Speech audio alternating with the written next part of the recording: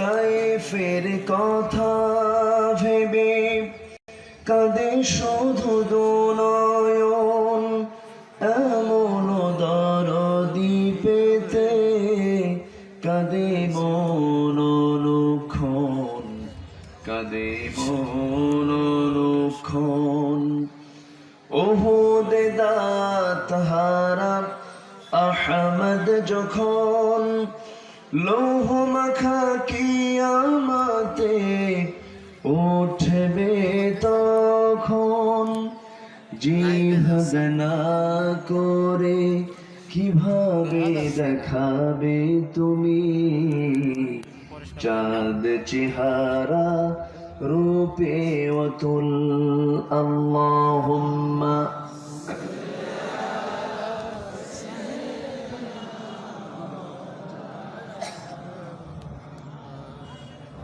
وعلى آله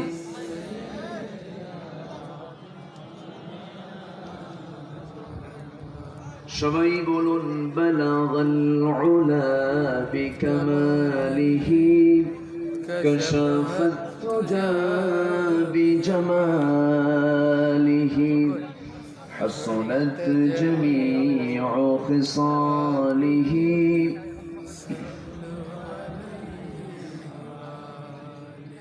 مشرق حب محمد مطلع ديوان ما، مطلع خورشید سقاس سینه سوزان ما، بلغ العلا كشف التجى بجماله حسنت جميع خصاله।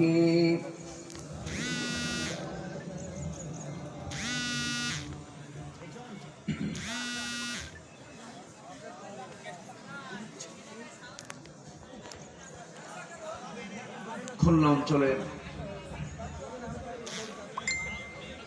আওয়াজ শোনা যায় না?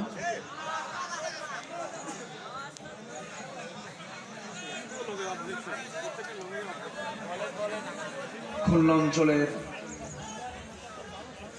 যশোর জেলার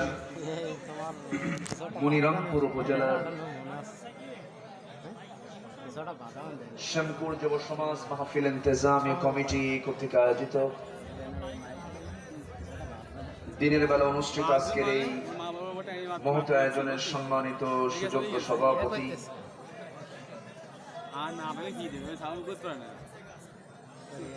মুহতারাম মাওলানা গোলাম কিবরিয়া, আজকের প্রোগ্রামের বরেণ্য প্রধান অতিথি মাননীয় চেয়ারম্যান মহোদয় জনাব মনিরুজ্জামান মনি সাহেব, কথা বলেছেন নন্দিত আলেমে দ্বীন মাওলানা গোলাম ফারুক, উপস্থিত হাজরাত উলামায়ে কেরাম, ফদলায়ে ইজাম, সুশীল সমাজ, জাতির শ্রেষ্ঠ সন্তান, শিক্ষক মন্ডলী, জাতির বিবেক, সাংবাদিক বৃন্দ, সামনে উপস্থিত দূরে ও কাছের বিভিন্ন স্থান থেকে ছুটে আসা কালেমার ঝান্ডাবাহী, তাওহীদের পতাকাবাহী, দ্বীন ইসলামের নরসারদুল বীর মুজাহিদ, প্রাণ প্রিয় সম্মানিত দ্বীনী ভাইরা, আড়ালে বসে আছেন শ্রদ্ধেয়া সম্মানিতা মা বোনেরা, আলোচনার সূচনায় আনুষ্ঠানিকতার মধ্য দিয়ে আমার পক্ষ থেকে আবারও দিল খোলা সালাম, আসসালামু আলাইকুম ওয়া রাহমাতুল্লাহি ওয়া বারাকাতুহু। সবাই কেমন আছেন? আমাকে উল্টা প্রশ্ন, এ তো চরম ভালোবাসার বহিঃপ্রকাশ। তো আপনি ভালো থাকলে আমি খারাপ থাকবো? এটা তো মানায় না, আপনার সঙ্গে তো মিল থাকতে হবে। আল্লাহ আমাকেও ভালো রেখেছে, বলছি আলহামদুলিল্লাহ। এই যে ঠান্ডা গরমে আবহাওয়ার এই যে টাপ ডাউন, এই ঠান্ডা এই গরমে একটু ঠান্ডা লেগেছে, বুকে একটু কফ জমেছে, একটু দোয়া চাই সবার। এতজনের দোয়া পাইলে ঠিক হয়ে যাবো ইনশাআল্লাহ। সম্মানিত ভাইয়েরা, মাইকের আওয়াজ আমার মনে হয় হর্ন গুলো ভিতরে দেওয়া নাই, এই জন্য আওয়াজগুলো সবার কানে কানে আছে। হর্ন আছে? আচ্ছা, একটু কষ্ট করে আপনি যদি আওয়াজ দেন তাহলে তো আমি আলোচনা করতে পারবো না। এখন নতুন করে মাইকের সেটআপ, আসলে মাইকের সেটআপটা হওয়া উচিত প্রতিটি ইঞ্চি জায়গায় ক্লিয়ারেন্স, এটা মাইক যারা অপারেটর তারা বুঝবেন। এখন আপনার ওই জায়গার মাইকের সমাধান তো আমি করতে পারবো না। আমি আমার কানে শুনতে পাচ্ছি, মোটামুটি আমার কান দুইটা দিয়ে দিছে ওরা, আমি শুনতে পাচ্ছি। এখন আপনি এখন শুনবেন কিনা এটা আমার কিছু তো করার নাই। একটু কষ্ট করে যেভাবে আছি আমরা শুনি, জোরে বলি ইনশাআল্লাহ।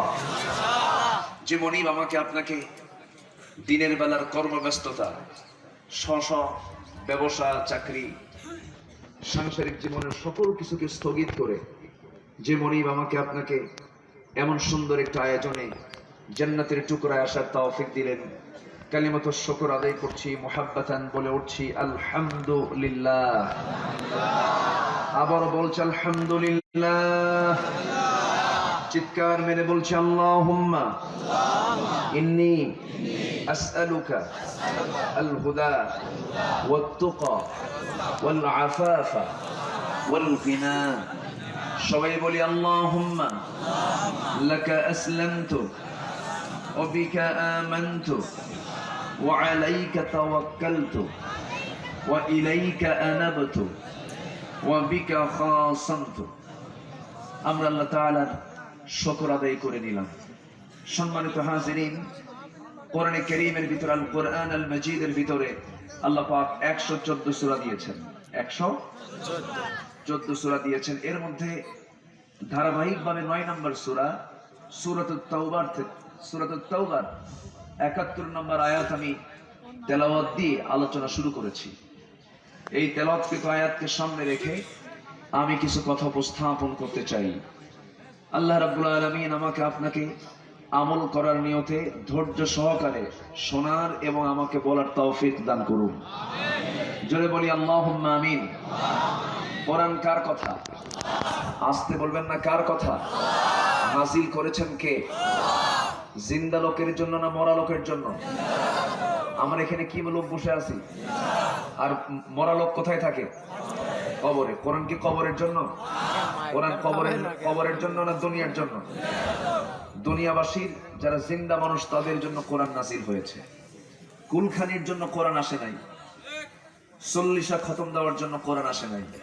কোরআন এসেছে সংসদ চালাতে, কোরআন এসেছে সমাজ সংস্কার করতে, কোরআন এসেছে সমাজের সকল অন্যায় দূর করতে, কোরআন এসেছে সমাজের সমস্ত হারাম কাজকে নিষিদ্ধ করতে।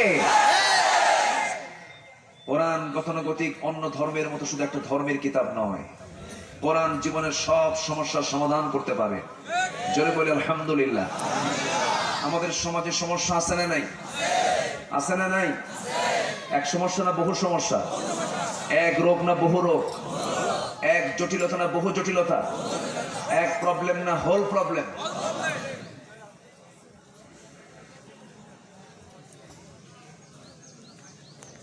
এটা একটু ফ্লাক্সটা একটু উপরে রাখেন, যখন জায়গা মতো যেন জনগণ না টের পায়। জনগণ টের পাইলে হয় কত ফাঁক ফোকরে মেরে দেবো, তাছাড়া এত লোকের সামনে খাওয়া যায়? আচ্ছা, সম্মানিত ভাইয়েরা, একটু বেদবি হয়ে যাও তো এগুলো। তো সম্মানিত উপস্থিতি, তাহলে আমরা নিশ্চিত হলাম যে কোরআন শুধু নামাজ তেলাওয়াতের জন্য আসে নাই। কোরআন শুধু রমজান মাসে সুন্দর করে দেখে সুর করে পড়ার জন্য আসে নাই।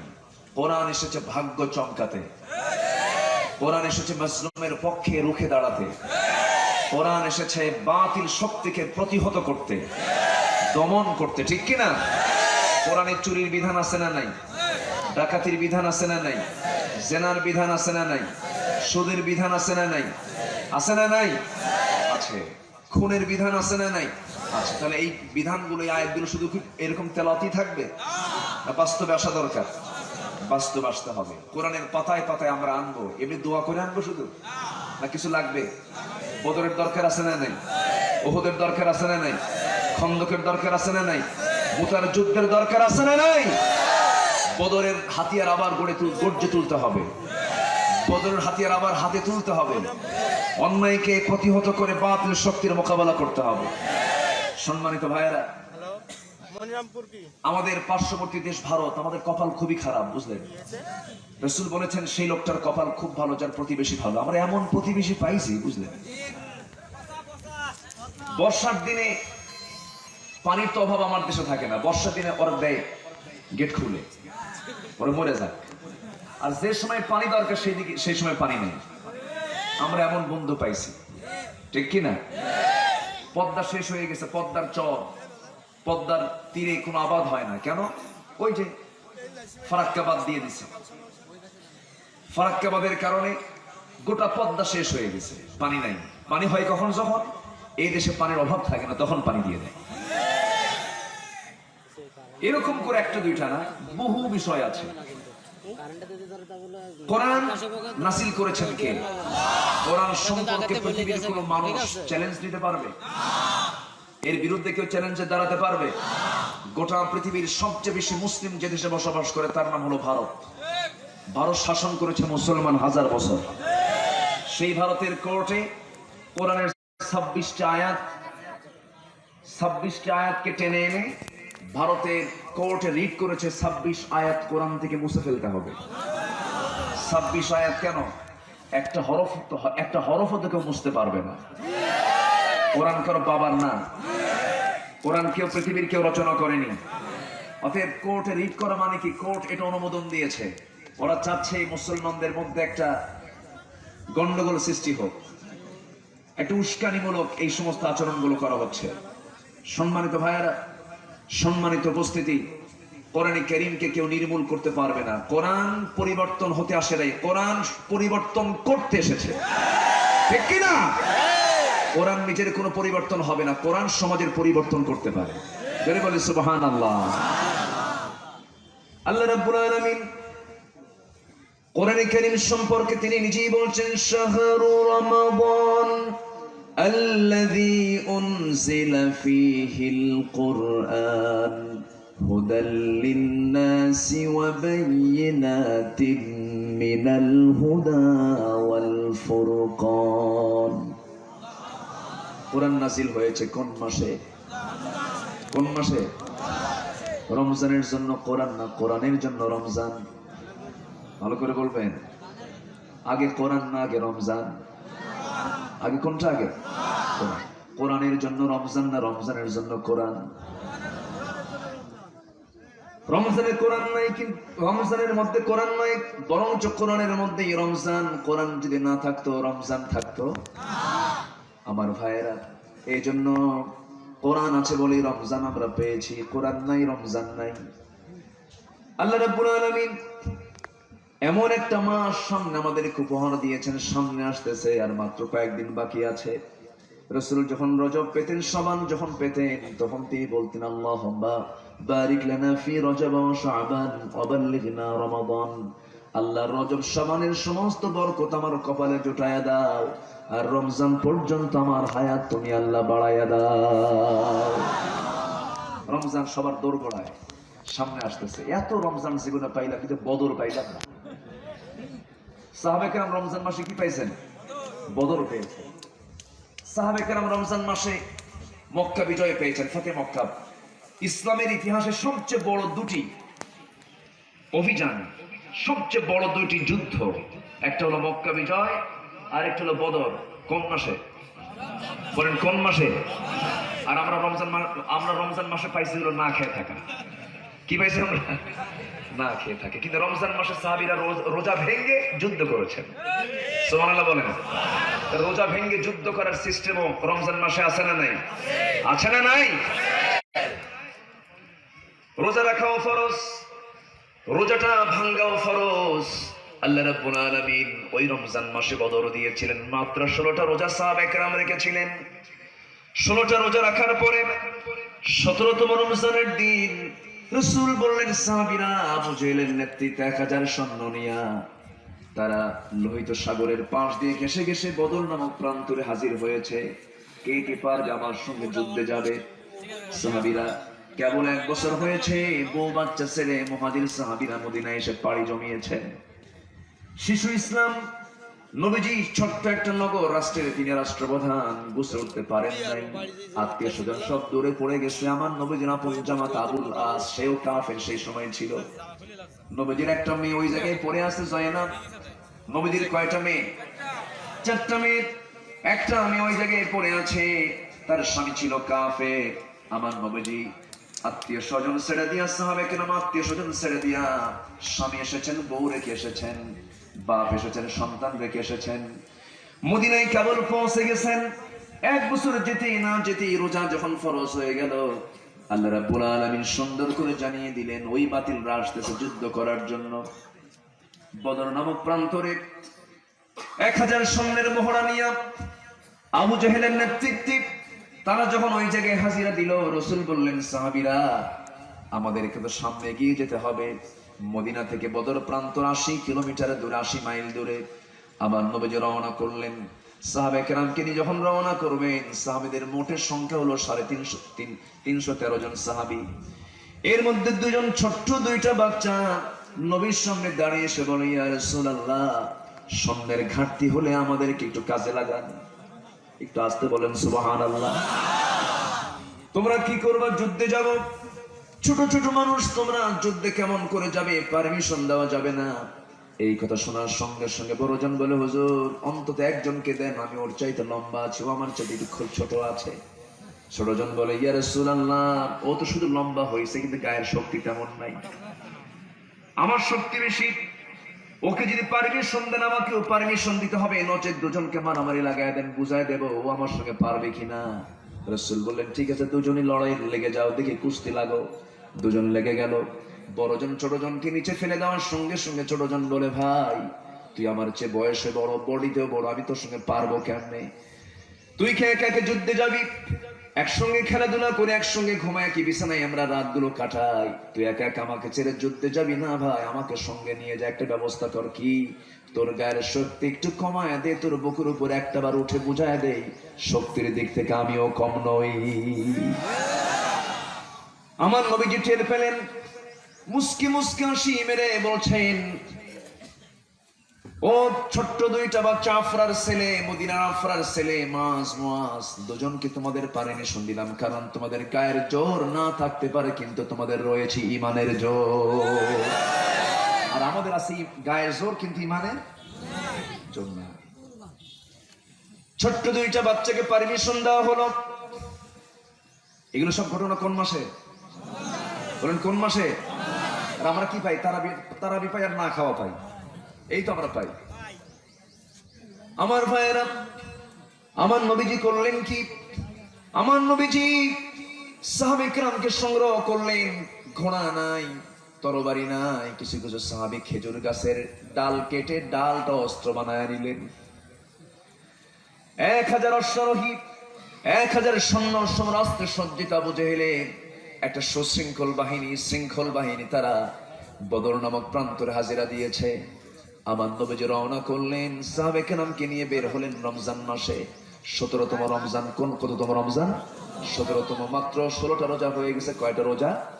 16টা রোজার ট্রেনিং এর মধ্য দিয়া তারা 17তম রমজানের দিনে বের হচ্ছেন। এমন সময় সাহাবীরা বলছেন, ইয়া রাসূলুল্লাহ, যুদ্ধে যেতে তো শক্তির প্রয়োজন হবে, রোজা তো আছি আমরা রোজা রাখবো কিনা বলেন। রাসূল বলছেন, সাহাবীরা আজকের এই রমজান মাসের এই দিনটা তোমরা রোজাটা ভেঙে ফেলে দাও। কিছু কিছু সাহাবী আপত্তি করে বলছেন, ইয়া রাসূলুল্লাহ, আমরা রোজাও রাখবো, যুদ্ধ করবো। রাসূল বললেন, না না, এটা করা যাবে না, তোমরা আমার দিকে তাকাও। রাসূলের দিকে সবাই তাকালেন। নবীজি হাতে গ্লাস নিলেন। রমজান মাসের দিনের বেলা তিনি গ্লাস দিয়ে পানি পান করে নিলেন। রাসূল রোজা ভাঙলে কি সাহাবীরা রোজা রাখতে পারবে নাকি? পারবে না। রোজা রাখাও ফরজ, রোজা ভাঙ্গাও ফরজ। রোজা ভেঙে ফেলা হলো। আমার নবীজি সাহাবে কেরামকে নিয়ে রওনা করলেন। বদর নামক প্রান্তর হাজিরা দিলেন। আবু জেহেল তার সমস্ত বাহিনী নিয়ে রওনা দিয়ে দিল। সাহাবে কেরাম যুদ্ধের ময়দানে হাজির হয়ে গেছেন। রাসূল বলছেন, সাহাবীরা সবাই তোমরা প্রস্তুত থেকে যাও। যুদ্ধ শুরু হয়ে গেল।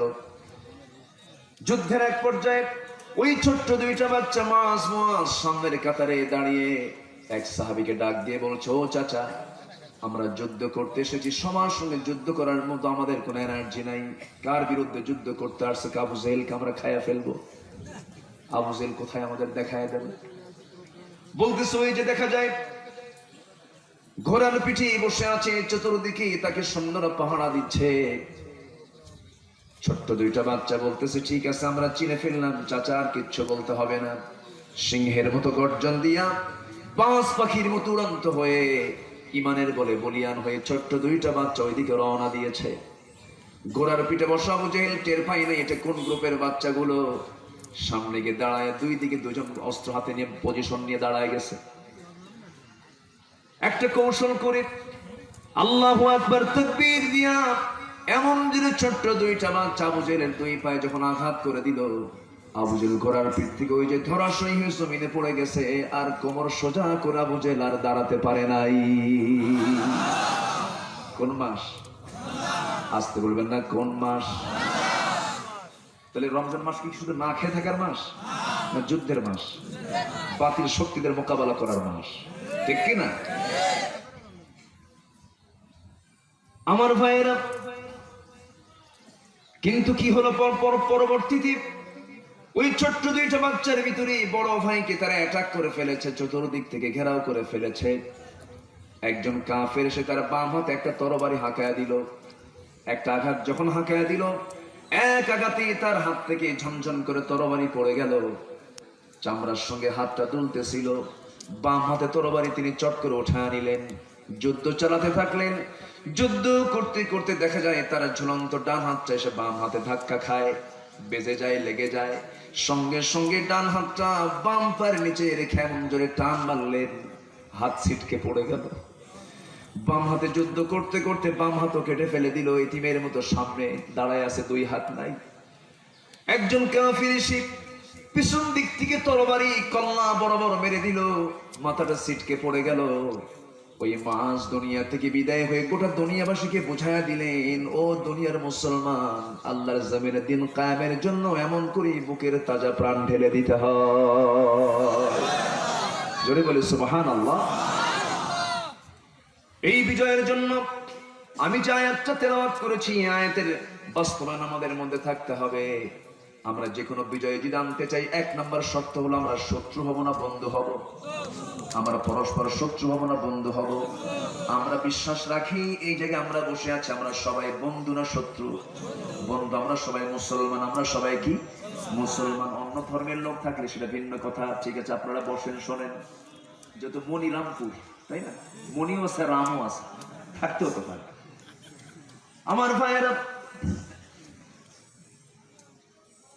আমরা মুসলমান, আমাদেরকে কেমন হওয়া উচিত? আল্লাহ রাব্বুল আলামিন সূরা তাওবার ৭১ নম্বর আয়াতে সুন্দর করে বলছেন মুমিনরা কেমন হবে। ওয়াল মুমিনুনা ওয়াল মুমিনাতু বা'দুহুম আউলিয়াউ বা'দ يأمرون بالمعروف وينهون عن المنكر ويقيمون الصلاة ويؤتون الزكاة ويطيعون الله ورسوله أولئك سيرحمهم الله إن الله عزيز حكيم জয় বলুন আল্লাহু আকবার। মুমিন পুরুষ এবং মুমিনা নারী তারা হবে পরস্পরের বন্ধু। কিন্তু দুঃখজনক হলো সত্য, আজকে আমরা বন্ধু না শত্রু? আজকে কবেন না বন্ধু হয়েছি না শত্রু হয়েছি? আজকে গোটা পৃথিবীতে 215টি রাষ্ট্র আছে, এর মধ্যে 56টা মুসলিম রাষ্ট্র। কতগুলো? 56টা মুসলিম রাষ্ট্রের রাষ্ট্রপ্রধানদের সঙ্গে মিল আছে নাকি? মিল নাই। সিরিয়া বলে এক কথা, ইয়েমেন বলে এক কথা, মিশর বলার এক কথা, ইরান বলার এক কথা, ইরাক বলার এক কথা। এই যে ভিন্নতা নিয়ে আজকে মুসলমান অবস্থান করছে, এর পিছনে ইহুদি খ্রিস্টান চক্র আছে না নাই? আসতে বলবেন না, আছে না নাই? ওরা ঠিকই জানে মুসলিম এই শক্তি যদি একটা প্ল্যাটফর্মে এসে হাজির হয়ে যায়, গোটা পৃথিবীর সবচেয়ে বড় পরাশক্তি হবে মুসলমান জাতি, ঠিক কিনা? এটা ওরা করতে দিচ্ছে না। কিন্তু আমাদের এই ক্ষেত্রে অবশ্যই ভ্রাতৃত্বের বন্ধন দরকার আছে না নাই? নামাজ কি সত্যতা শেখায়? নামাজ সত্যতা শেখায় না ভালোবাসা শেখায়? নামাজ কি বিশৃঙ্খলা শেখায় না শৃঙ্খলা শেখায়? নামাজ কি অনিয়মতান্ত্রিক না নিয়মতান্ত্রিক? নামাজে মুসলমানদের হৃদয়টা হবে কঠিন না নরম? নরম। আল্লাহ রাব্বুল আলামিন মুমিন বান্দাকে ভ্রাতৃত্বের বন্ধন অটুট হতে বলেছেন। আয়াতের 1 নম্বর কাজ হলো আমরা পরস্পর বন্ধু হয়ে যাব, পরস্পর ভ্রাতৃত্বের বন্ধনে আবদ্ধ হয়ে যাব। কিন্তু দেশ স্বাধীন হলো 71-এ, আজকে 2021 সাল। 71-এ কোর্টে যত মামলা ছিল, আজকে 21-এ এসে কোর্টে মামলা কমছে না বাড়ছে? বাড়া ভালো না কমা ভালো? বাড়া ভালো না কমা ভালো? কমা ভালো। কিন্তু বাড়তে বাড়তে এমন বাড়া বাড়ছে, এই মামলার জট শেষ হতে লাগবে আগামী আরো 100 বছর। কথা বোঝেন নাই? এই হলো আমরা ডিজিটাল। এই আমরা কি ডিজিটাল। ওমরে ফারুক রাদিয়াল্লাহু তাআলা আনহু তিনি 2 বছর প্রথম খলিফার আমলে বিচারপতির দায়িত্ব পালন করেছেন।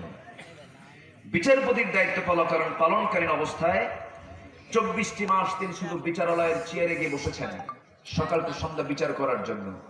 যেদিন তিনি ফিরে আসেন, তার দায়িত্ব যেদিন শেষ হয়, আফসোস করে বলছে, আল্লাহ তুমি আমার এমন দায়িত্ব দিলা যে দায়িত্ব পালনকালে একটা আসামির বিচার করতে পারলাম না, মানে আসামি নেই।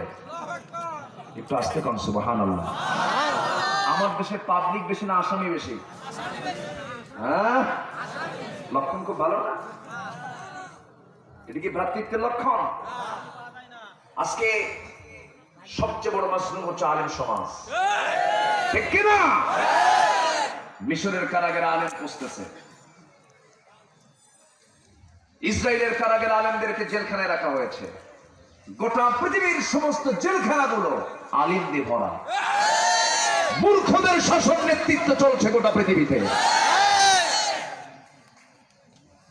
সম্মানিত ভাইয়া, আখির জামানায় দেখা যাবে জ্ঞানীরা পালাবে আর মূর্খরা রাজত্ব করবে। সেই সিচুয়েশন এখন শুরু হয়েছে। আজকে আমার দেশে নেতা বেশি না কর্মী বেশি? বলেন কি বেশি? নেতাই বেশি। কেউ কি বলে আমি কর্মী? কেউ বলে যে আই এম এ ওয়ার্কার? এটা বলে I M a leader. I M a leader. সবাই যদি নেতা হয় তখন কি সমাজে শান্তি থাকে? মসজিদের নেতা হবে কয়জন? মসজিদের নেতা হবে কয়জন? তার নাম কি? ইমাম। তার নাম কি? এক ইমাম ছাড়া যেমন মসজিদ চলে না, সমাজের নেতৃত্ব দেওয়ার জন্য এক নেতৃত্বই মানতে হবে। সেই নেতৃত্ব অন্য কেউ নয়, সেই নেতৃত্ব হচ্ছে মুহাম্মদ সাল্লাল্লাহু। অতএব যে নেতার ভিতরে নামাজ নাই, সে নেতার মুখে আমরা জুতা মারি, ঝাঁটা মারি। রাজি আছেন কারা কারা? হাত উঁচু করে দেখা।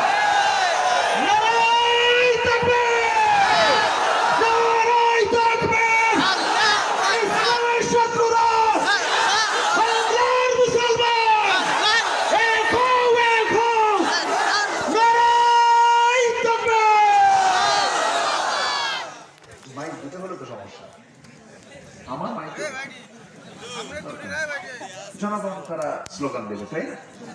তাছাড়া তো ভয় পাবে অনেকে। আবার কে এখানে কি শুরু হলো? ভয়ের কিছু নাই। আমরা আল্লাহর নামটা নেব, তাই আমরা আল্লাহর নাম নেব। জোরে বলি ইনশাআল্লাহ। যখন আমি পৃথিবীতে আসি তখন আল্লাহু আকবার শুনি না, আজান শুনি, কিন্তু নামাজ আছে? জন্মের সময় যে আজান হয়, সে আজানে কি নামাজ হয়? আজানটা আমার কানে শোনানো হয়, তাই না? আচ্ছা, সেখানে আজান আছে কিন্তু নামাজ নাই। আবার নামাজের ভিতরে যখন শুরু করি তখন কি হয়? আল্লাহু আকবার। কি বলেন? তাহলে জন্মে আল্লাহু আকবার, নামাজে আল্লাহু আকবার। কবরে যাওয়ার আগ দিয়ে একটা জানাজা হয়, সেই জানাজার কি আজান আছে? আজান নাই। জন্মের সময় কি আজান হয়ে গেছে? বুঝেন নাই? জন্মে আজান শেষ। এখন মরণের সময় যখন মরে গেছি আমি, যখন জানাজা যা হবে ওটাও তো সালাতুল জানাজা। আজান তো আগেই হয়ে গেছে, এ শুধু জানাজা। জানাজার প্রথম তাকবীর কি? আরো জোরে, আরো জোরে। যাদের কাছে তাকবীর সমস্যা, এই স্লোগান যাদের কাছে সমস্যা, আল্লাহু আকবার শুনলে যাদের গায়ে জ্বালা পোড়া করে, ওদের জানাজা দেওয়ার দরকার নাই, ঠিক কিনা? কারণ ওদের যে জ্বালা পোড়া করে, অতএব জানাজা না দিয়ে কুত্তা বিলের মতো বিদায় করা দরকার, ঠিক কিনা? কষ্ট হচ্ছে আপনাদের? এই স্লোগান দিয়ে বদরে মুসলমানদের বিজয় এসেছে। ওমরে ফারুক বদর প্রান্তরে একটা হুঙ্কার ছাড়লেন, নারায়ে তাকবীর এক স্লোগানে 12 জন কাফেরের অন্ডকোষ ফেটে গেছে। কতজন কাফেরের? 12 জন। মুখে আওয়াজ হলো, অন্ডকোষ ফাটলো কেন? প্রশ্ন আছে না? এর কারণটা হলো তারা চিকন চিকন চোকা চোকা পাথরের উপর বসা ছিল, মানে চোকা চোকা পাথরের উপরে তারা বসা ছিল। ওরা এই হুঙ্কার সরাসরি একটা মোচড় মারছে, এক মোচড়ে সব অন্ডকোষ ফেটে শেষ। এখন অন্ডকোষ সেভ করবে না যুদ্ধ করবে কোন? মুসলমানদের হুঙ্কারের একটা আলাদা দাম আছে, ঠিক কিনা? এই হুঙ্কারে কার সাহায্য আসবে? আসতে বলবেন না, কার সাহায্য আসবে? আল্লাহর সাহায্য আসবে। কিন্তু এই হুঙ্কারটা আমি দেব কখন? যদি আমার ঘরটা যদি সাজানো না থাকে, আমি আপনি ভাই ভাই একই মার উদর থেকে পৃথিবীতে আসলাম, সেটা হলো রক্তের ভাই, আত্মীয়তার ভাই, সেই ভাইটাও দূরে চলে যেতে পারে। কিন্তু ঈমান এনেছে এক, ঈমানের ভিত্তিতে ভ্রাতৃত্বের বন্ধন, এই বন্ধনটা হলো হাসর পর্যন্ত, ঠিক কিনা? ভাই ভাইয়ের বন্ধনটা মৃত্যুর মধ্য দিয়ে শেষ হতে পারে, কারণ ওই ভাইয়ের যদি ঈমান না থাকে, সেই ভাইয়ের সঙ্গে আমার কোনো সম্পর্ক থাকবে না। তবে একটা কথা জেনে রাখবেন, ভালো ব্যক্তির সঙ্গে সম্পর্ক রাখবো, ভালো ব্যক্তির সঙ্গে সম্পর্ক রাখলে হাসরেও প্রয়োজন হয়ে যাবে। মান তাশাব্বাহা বিকওমিন ফাহুয়া মিনহুম, যে যে ব্যক্তির সঙ্গে সম্পর্ক রাখবে তার সঙ্গেই তার হাসর নাসর হয়ে যাবে। একটা হাদিসে সেদিন দেখতে পেলাম, এক বান্দার জন্য জান্নাত হয়ে যাবে বরাদ্দ, কিন্তু জান্নাতে গিয়ে তার মনটা খারাপ হবে। সেই সময় ফেরেশতা বলবে, তোমার মনটা খারাপ কেন? সঙ্গে সঙ্গে বলবে, দুনিয়ার জিন্দেগিতে আমার একটা বন্ধু ছিল, অমুক বন্ধু, সেই বন্ধুটা আজকে কোথায়? জাহান্নামে। আমার আফসোস রয়ে গেল, আমি জান্নাতে থাকার পরও আমার সেই বন্ধুটা জাহান্নামে আছে, আমার একটু আফসোস থাকলো। ফেরেশতা বলবে, ঠিক আছে, দেখি আল্লাহকে বলি আমরা। আল্লাহকে বলার সঙ্গে সঙ্গে আল্লাহ বলবেন, ওই বান্দা জান্নাতের মধ্যে থেকে আফসোস করবে, তা কি হতে পারে না? দেখো তো, ওই জাহান্নামী যে ওই বন্ধুটা জাহান্নাম পেয়েছে, ওর মধ্যে ন্যূনতম ঈমান আছে নাকি? হ্যাঁ, ঈমানটা আছে। আল্লাহর সঙ্গে সঙ্গে বলবেন, ওই জান্নাতি বন্ধুর সঙ্গে বন্ধুত্বের মিল থাকার কারণে আমি তার জাহান্নামকে বন্ধ করে দিয়া তার জন্য আমি জান্নাত বরাদ্দ করে দিলাম। কি কথা কি বোঝা গেল? তাহলে সুসম্পর্কের দরকার আছে না নাই? সে বন্ধু হবে নামাজি না বেনামাজি? সেই লোকগুলো হবে কি শত্রু না বন্ধু? সে লোকগুলো হবে নামাজি না বেনামাজি? সে লোকগুলো হতে হবে কার দলের লোক? আসতে বলবে না, কার দলের লোক? আল্লাহর দলের লোক। ভ্রাতৃত্বের বন্ধন আবদ্ধ হতে হবে। সাহাবায়ে কিরামদের ভিতরে কি পরিমাণ ভ্রাতৃত্ব ছিল, তাদের স্বপ্ন পর্যন্ত এক হয়ে যেত। কি সমস্যা? কি হয়েছে? বসুন, আমি আপনাদের ভাষার একটা টান মারলাম, ঠিক আছে না? হ্যাঁ, আপনাদের ভাষার মধ্যে মজা আছে।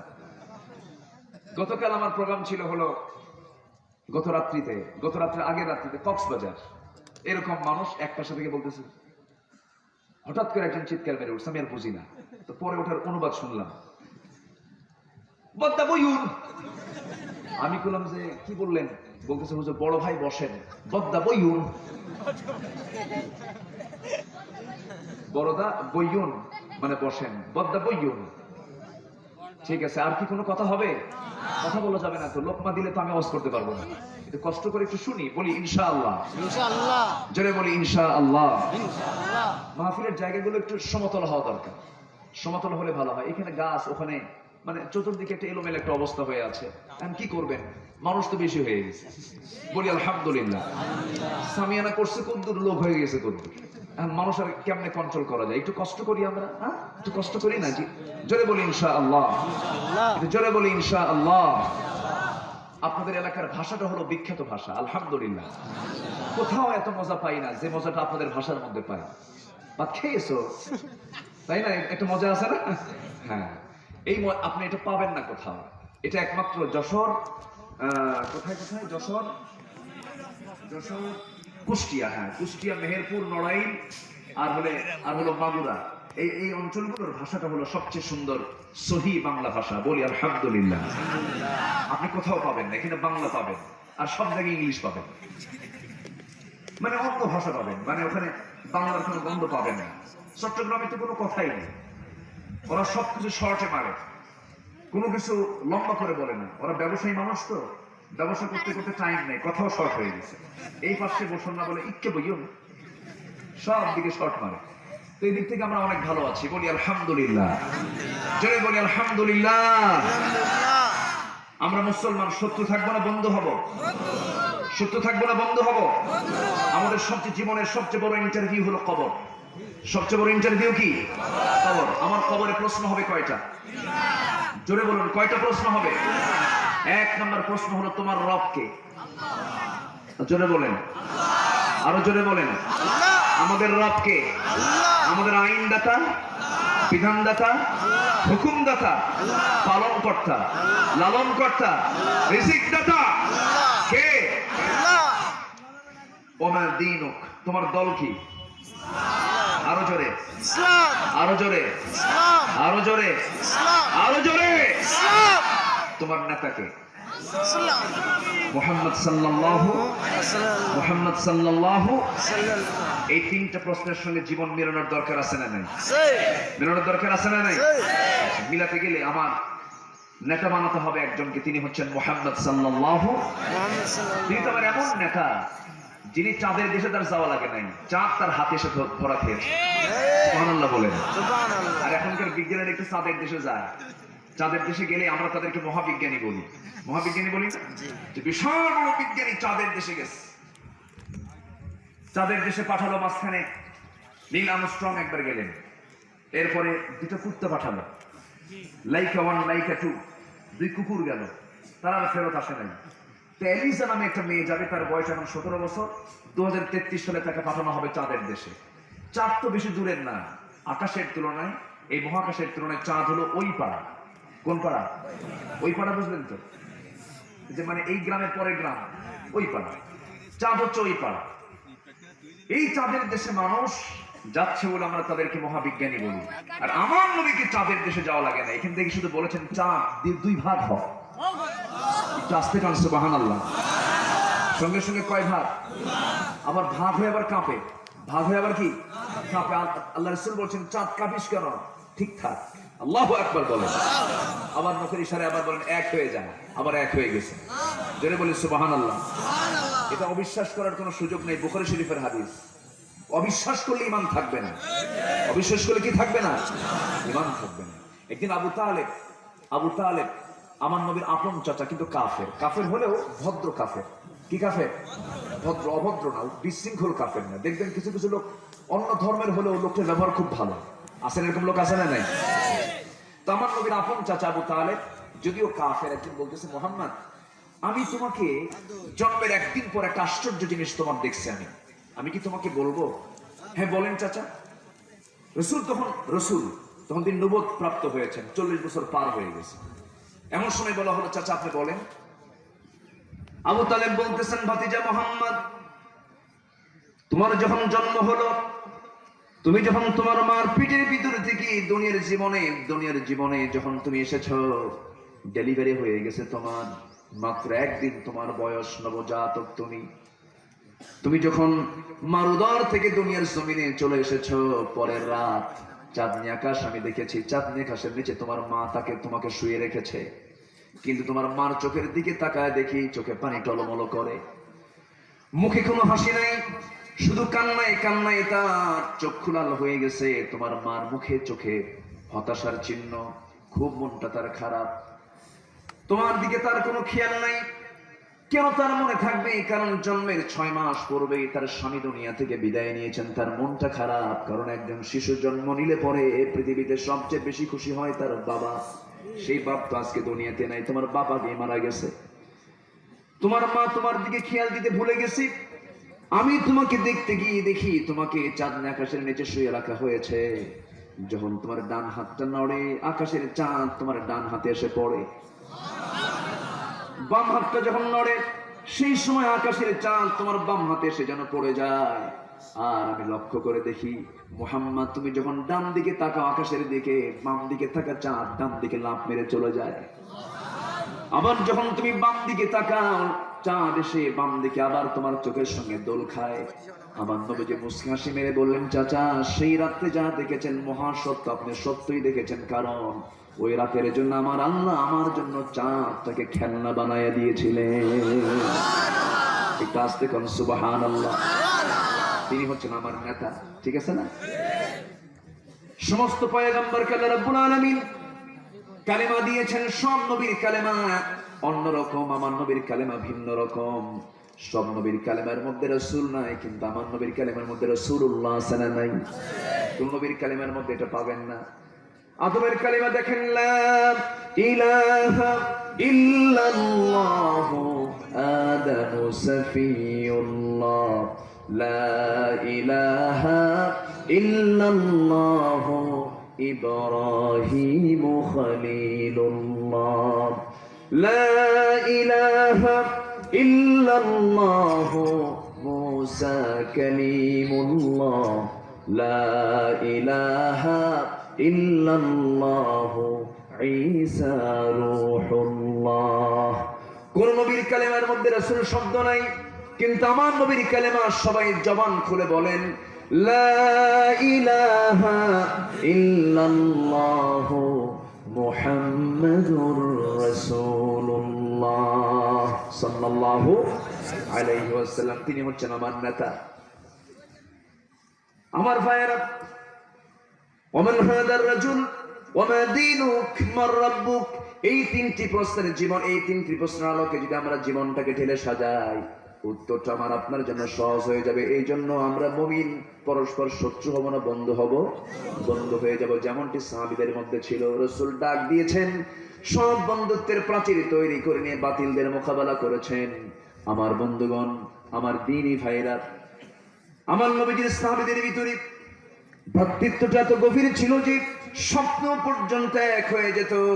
আমার নবীর ইন্তেকাল হয়ে গেল। ইন্তেকালের বেশ কিছু পরে হযরত আলী রাদিয়াল্লাহু তাআলা একদিন রাতের বেলা তিনি ঘুমাতে গিয়েছেন, স্বপ্নের মধ্যে দেখতে পেলেন আমার নবীজি নিজে এসে দরজায়, আলীর দরজায় এসে সালাম দিচ্ছেন, আলী তোমাকে দেখতে আসছি আজকে। হযরত আলী স্বপ্নের ভিতরে দেখতে পেলেন নবীজি তার শিয়র আস্তে করে বসে গেলেন। রাসূল বলছেন, ও আলী তোমাকে দেখতে আসলাম, তুমি একটু মুখটা ফাঁকা করো। মুখটা ফাঁকা করলেন, ব্যাগের ভিতরে থেকে অনেকগুলো খেজুর থেকে একটা অত খেজুরে 3টা আঙ্গুলে নিয়ে আস্তে করে মুখের মধ্যে উঠায় দিয়ে বলছেন, আলী এই খেজুরটা তুমি খেয়ে নাও। খেজুরটা মুখের ভিতরে দিয়ে দিলেন। খেজুরটা মুখের ভিতরে দিয়ে দেওয়ার পরে যে আলী স্বপ্নের মধ্যে খাওয়া শুরু করে দিলেন। হঠাৎ করে তার ঘুমটা ভেঙে গেল। ঘুম থেকে জাগা পেয়ে দেখেন জিহ্বার ভিতরে তার তাজা খেজুরের স্বাদ তার জিহ্বায় ফুটে উঠেছে। একটু আস্তে কোন সুবহানাল্লাহ। নবীকে স্বপ্ন দেখা কি মিথ্যা না সত্য? নবীর জায়গায় কি শয়তান আসতে পারে নাকি? পৃথিবীর সব স্বপ্নের কোনো বলিষ্ঠতা নাও থাকতে পারে, কিন্তু নবীর স্বপ্ন অবশ্যই সত্য। সবাই কি দেখতে রাজি আছেন? সবাই কি দেখতে রাজি আছেন? দল করতে হবে নবীর দল। দলকা করতে হবে নবীর দল। আমরা নবীর উম্মত, নবীর দল নিয়ে আমরা টিকে থাকতে চাই। আমার বন্ধুগণ, হযরত আলী ওযু বানালেন, নামাজে দাঁড়ায় গেলেন, তাহাজ্জুদ পড়ে চোখের পানি ফেলে যায় নামাজ ভিজায় ফেলে ফজরের আজান হয়ে গেল, মসজিদের দিকে চলে গেলেন। মসজিদে নামাজ শুরু হয়ে গেল। প্রথম কাতার জায়গা পেলেন না, দ্বিতীয় কাতারও জায়গা পেলেন না, তৃতীয় কাতারে ঠিক মাঝখান বরাবর হযরত আলী নামাজের জায়গা পেলেন। নামাজ পড়াচ্ছেন নির্দিষ্টই বেতনে কোন ইমাম নন, তিনি হচ্ছেন অর্ধ দুনিয়ার শাসনকর্তা ওমর ফারুক রাদিয়াল্লাহু তাআলা আনহু। পাওয়ার সারানা পাওয়ারওয়ালা, পাওয়ার সারানা পাওয়ারওয়ালা। আর আমার দেশে ইমামগুলো পাওয়ার সারানা পাওয়ারওয়ালা। পাওয়ার সারা, সকালে চাকরি বিকেলে নাই, ঠিক কি না? বিকেলে চাকরি সকালে নাই, কিন্তু ওমর ফারুকের সামনে কেউ দাঁড়াবার সাহস, কোনো সাহস নাই। মেম্বারে তো তারাই দাঁড়াবে, জুমার মেম্বারে তারাই দাঁড়াবে যাদের ক্ষমতা থাকবে। যারা দেশ চালাবে তারাই তো শহীদ জুমার খুতবায় থাকবে। যারা সমাজ চালাবে তারাই সেই মেম্বারে দাঁড়িয়ে কথা বলবে। যতদিন পর্যন্ত এই চিত্র না দেখতে পাবো, ততদিন পর্যন্ত এই সমাজে কোনোদিন শান্তি আমরা দেখতে পাবো না। কথা কি বোঝা যায়? দু একজন করে ওঠে কেন? ওই যে ওঠে, সমস্যা কি? বসে গেছে, আলহামদুলিল্লাহ, আলহামদুলিল্লাহ বলেন। কষ্ট হলে দোয়া করে দিই, খুব কষ্ট হলে দোয়া করবো, কিন্তু আপনি উঠবেন কেন? উঠবেন? কে উঠবে? আর উঠলে যে উঠতে নেবে তার টেনে ধরবেন, ঠিক আছে? বসায় দিবেন। কারণ ভালো কাজে জোর করতে হয়, ভালো কাজে কি করতে হয়? আল্লাহ তাআলা ইমানদার বান্দাদেরকে কিয়ামতের দিন হাসরের ময়দানে হাঁকায় হাঁকায় জাহান্নামে নিয়ে যাবেন, আবার হাঁকায় হাঁকায় জান্নাতে নিয়ে যাবেন। যেরকম সুবহানাল্লাহ। 10 বছর পর ধরেন আপনি ছাত্র জীবনে একসঙ্গে ক্লাস করেছেন, 10-15 বছর পর হঠাৎ করে বন্ধুর সঙ্গে বাড়ির সামনে দেখা। বন্ধু কেমন আছো? ভালো। চলো বন্ধু আমার বাড়িতে যাই। না, যাবো না। যাবো না মানে যেতেই হবে তোমার, ঠিক আছে না? তাহলে এই যে যেতেই হবে তোমার, হাঁকায় হাঁকা নিয়ে যাচ্ছেন, এখানে কি রাগারাগি না মোহাব্বত? রাগারাগি না মোহাব্বত? যদি কেউ যেতেই নাই, বন্ধু যাও কই, বসো না তুমি এই জায়গায়, কি ঠিক আছে না? হ্যাঁ, সবাই থাকেন। আর একটু সময়, আমি আধা ঘন্টা আর সময় চেয়ে নিচ্ছি। সম্মানিত ভাইয়েরা, যে আয়াতটা তেলাওয়াত করেছে ওই আয়াতের হকটা একটু আদায় করার চেষ্টা করছি। তাহলে আমরা শত্রু হব না বন্ধু হব? পরস্পর শত্রু হব না বন্ধু হব? মামলা করব না মামলা বন্ধ করব? বলেন বলেন বলেন বলেন। মামলা হবে না মামলা বন্ধ হবে? অনেক চেয়ারম্যান আছে নিজের এলাকায় কোনো মামলা হতে দেয় না, আছে না নাই? আবার অনেক চেয়ারম্যান আছে মামলা হওয়ার জন্য উদ্বুদ্ধ করে, আছে না নাই? আমার মনি ভাই ভালো মানুষ, সম্মানিত ভাইয়েরা, আমরা যে পথে থাকি না কেন, কিন্তু কাউকে বিপদে ফেলে দেওয়া যাবে, আসতে দেওয়া যাবে। আপনি অন্যকে বিপদে ফেলবেন, আপনি নিজে বিপদে পড়ে যাবেন। যে গর্ত খনন করে সেই গর্তে পড়ে, ঠিক কিনা? আপনি ভাববেন না যে আমি ওকে বিপদে ফেলাই দিলাম, না, আপনি ওকে বিপদে ফেলানোর মধ্য দিয়ে আপনি নিজে বিপদে পড়ে গেলেন। পারলে উপকার করব, পারলে কি করব? উপকার করব। উপকার বই অপকার করতে পারবো। হযরত ওমর ফারুক নামাজ শেষ করলেন, হযরত আলী করলেন কি, মাঝখান বরাবর বসে আছেন। একজনকে যেন এক টোপলা খেজুর হাদিয়া স্বরূপ দিয়ে গেছে। ওমর ফারুক রাদিয়াল্লাহু আনহু কাউকে দায়িত্ব না দিয়ে সালাম শেষ করেই সেই টোপলা খেজুরের টোপলা হাতের মধ্যে নিয়ে, কাউকে দায়িত্ব না দিয়া প্রথম কাতারের সবার হাতে হাতে 2টা 3টা 4টা করে খেজুর দিয়ে গেলেন। দ্বিতীয় কাতারেও তাই করলেন। তৃতীয় কাতারে আলীর আগের জনকে পর্যন্ত 2-3টা করে খেজুর দিলেন। আলীর সামনে দাঁড়ায় বলছেন, আলী হাতে দেব না, মুখটা ফাঁকা করো। মুখটা ফাঁকা করলেন, মুখের মধ্যে একটা খেজুর, মুখের মধ্যে 3টা আঙ্গুর দিয়ে দিলেন, খাও আলী। হযরত আলী বলছেন, আরো তো খেজুর আছে, আপনি আমাকে একটা তো মুখে দিলেন কেন? আলী, তুমি ভেবো না, স্বপ্ন শুধু একাই দেখেছো, ওই স্বপ্ন আমিও দেখেছি। সুবহানাল্লাহ। তোমার স্বপ্ন আমিও দেখেছি আলী। রাসূল তোমাকে একটা খেজুর খাওয়ায় দিয়েছেন, যদি 2টা দিতেন আমি তোমাকে 2টাই দিতাম। আমি কি নবীর চাইতে বেশি আগায় যেতে পারি নাকি? দুজনের সঙ্গে দুজন আলিঙ্গন করে নিলেন। কি মিল তাদের মধ্যে ছিল, কি ভালোবাসা তাদের মধ্যে ছিল। সেই ভ্রাতৃত্ব আজকে হারিয়ে যাবার পথে। সেই ভ্রাতৃত্ব তৈরি করতে হবে। আল্লাহ রাব্বুল আলামিন সুন্দর করে বলছেন, মুমিন পুরুষ মুমিন নারী তারা পরস্পরের বন্ধু হবে, টিকে থাকতে হবে। ঈমান আনা সহজ, কিন্তু ঈমান টিকে রাখা কঠিন। আমার নবীর সময় অনেক সাহাবী যারা ইসলাম কবুল করে ইসলামের উপরে টিকে থাকতে পারে নাই। আছে এরকম ঘটনা, আছে না নাই? আমার নবীজির মেয়েরাজ কি বিশ্বাস করে নাই? নবীজি মেয়েরাজ করেছেন, বিশ্বাস করে নাই, তারা ইসলাম থেকে বের হয়ে চলে গেছে। আছে না ঘটনা, আছে না নাই? আমার নবীজির 2জন স্ত্রী ছিলেন, উম্মে সাউদা এবং উম্মে হাবিবা। তাদের স্বামী শুকরান এবং ওবাইদুল্লাহ বিন জাহাশ সপরিবারে তারা আবিসিনিয়ায় হিজরত করলো। হিজরত করার পর 2জন স্বামী তারাই অন্য ধর্মে চলে গেল, ইসলামটা ছেড়ে দিল।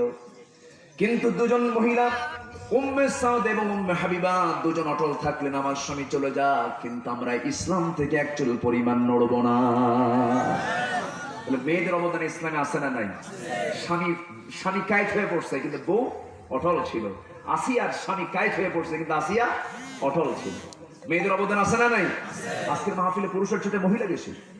আলহামদুলিল্লাহ বলেন, জোরে বলি আলহামদুলিল্লাহ। উম্মে সাউদা উম্মে হাবিবা আবিসিনিয়া থেকে স্বামীকে হারায় ফেললেন, কারণ ইসলাম না পেলে স্বামী থাকবে না। কারণ সম্পর্ক আগে করতে হবে। স্বামী স্ত্রী বন্ধন আগে দরকার না, ইসলামের বন্ধন আগে দরকার। কিসের বন্ধন আগে দরকার?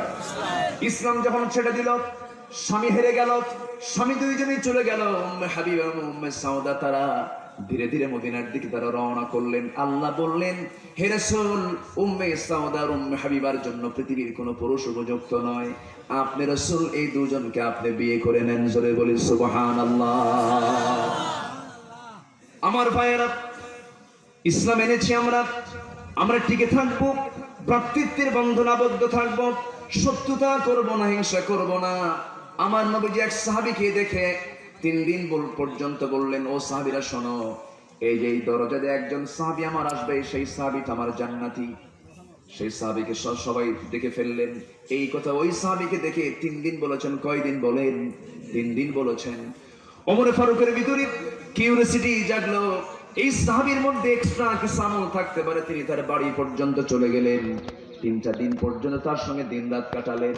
এরপরে বলছেন, ও সাহাবী, রাসূল তোমাকে জান্নাতের ঘোষণা দিলেন, তোমার মধ্যে বিশেষ কোনো আমল তো দেখতে পেলাম না, আমাকে একটু বলো তুমি কি আমল করো। সঙ্গে সঙ্গে সেই সাহাবী বলছেন, আমার ভাই ওমর, আমার ব্যক্তিগত জীবনের তেমন এক্সট্রা কোনো আমল নাই, তবে একটা আমল আমার হলো, রাতের বেলা যখন ঘুমাতে যাই তখন মনে করি এই ঘুম থেকে আমি আর জায়গা নাও পেতে পারি, আমি হয়তো আর জীবিত নাও হতে পারি। আল্লাহুম্মা বিইসমিকা আমুতু ওয়া আহইয়া, আল্লাহুম্মা বিইসমিকা আমুতু ওয়া আহইয়া।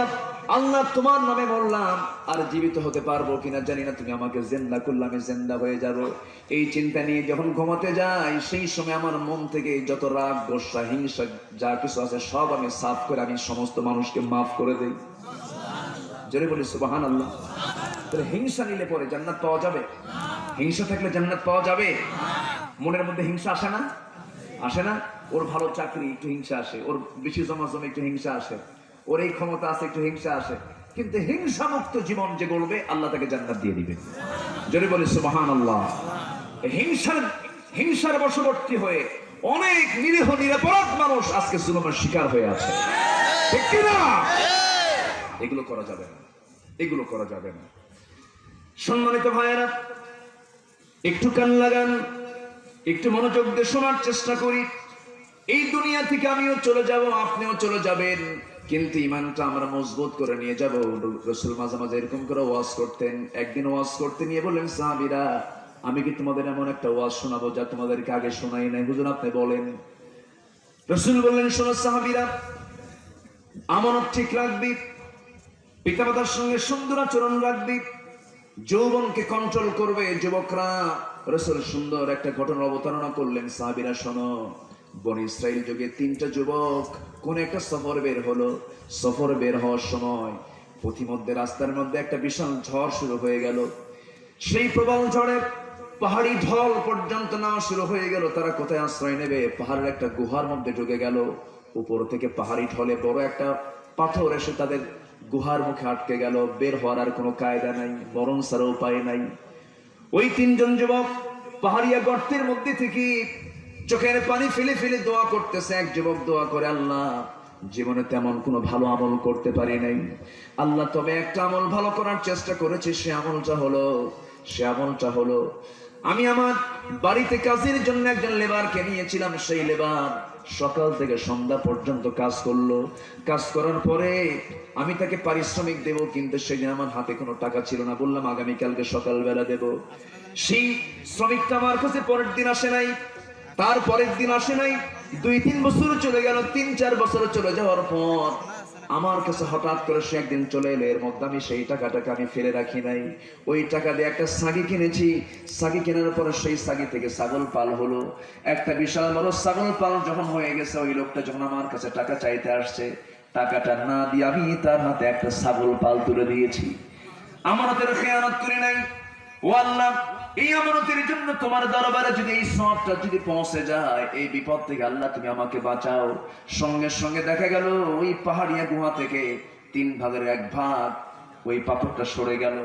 আর একজন যুবক দোয়া করে, আল্লাহ, তেমন কোনো আমল আমার জীবনে নেই, তবে কোন এক রাতের আধারে গভীর রাত্রিতে আমি আমার বাড়িতে চলে আসলাম। আমার বউ আমার সামনে গামছা কাপড় চোপড় আগায় দিল, ওজুর পানি দিয়ে দিল, আমি ফ্রেশ হলাম। সবকিছু প্রস্তুতি নিয়ে আমার হাতে একটা গ্লাস, দুধের গ্লাস আমার হাতে দিল। সেই দুধের গ্লাসটা হাতে নিলাম, আমার মেয়েটা দুধ চাইলো, মেয়েকেও দুধ দিলাম না, নিজেও দুধ পান করলাম না। মার কথা মনে হলো, মার দরজায় দাঁড়ায় থেকে দেখি মা আমার ঘুমের মধ্যে আছে, ডাকলাম না। ফজরের আগে আমার মা একা একাই জেগে গেল, মার সামনে আমি গ্লাস হাতে নিয়ে দাঁড়ায় ছিলাম। সেই সময় বলা হলো, আমার মা বলছে বাজান এই জায়গায় গ্লাস হাতে নিয়ে দাঁড়ায় দাঁড়ায় তুমি কি দেখো? সেই সময় বলেছি, ও মা, তুমি আমার জন্য কত রাত সময় কাটিয়ে দিয়েছো, কত সময় তুমি আমার জন্য, কত সময় তুমি ধৈর্যের পরিচয় দিয়েছো, কত রাত তোমাকে ঘুম পাড়তে দেই নাই। আজকে তোমার সেবা করার জন্য একটু চেষ্টা চালাচ্ছি মা, তুমি দুধটা খাও।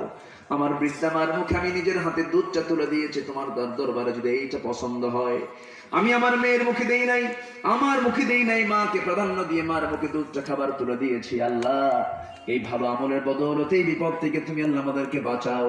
পাহাড়িয়া মুখ থেকে সেই পাথরটা 3 ভাগের 2 ভাগ সরে গেল। একটু আস্তে করুন সুবহানাল্লাহ, জোরে বলুন সুবহানাল্লাহ। এরপরে কি হলো? তৃতীয় যুবক দোয়া করে, আল্লাহ, জীবনে তেমন কোন আমল করতে পারি নাই, সে আমল করতে গিয়া এক রাতের কথা আমার মনে আছে আল্লাহ। সে আমলটা হলো, কোন এক রাতের আধারে আমার চাচাতো বোনের ঘরের মধ্যে ঢুকলাম। ঘরের মধ্যে ঢুকে গিয়া আমি আমার চাচাতো বোনের সঙ্গে জেনার কাজে লিপ্ত হয়ে যাব। 2 উরুর মাঝখান পর্যন্ত চলে গেলাম। এমন সময় আমার সেই বোনের চোখে পানি দেখলাম। বোনের চোখে পানি দেখি বললাম, বোন, চোখে পানি কেন? কি হয়েছে তোমার বলো?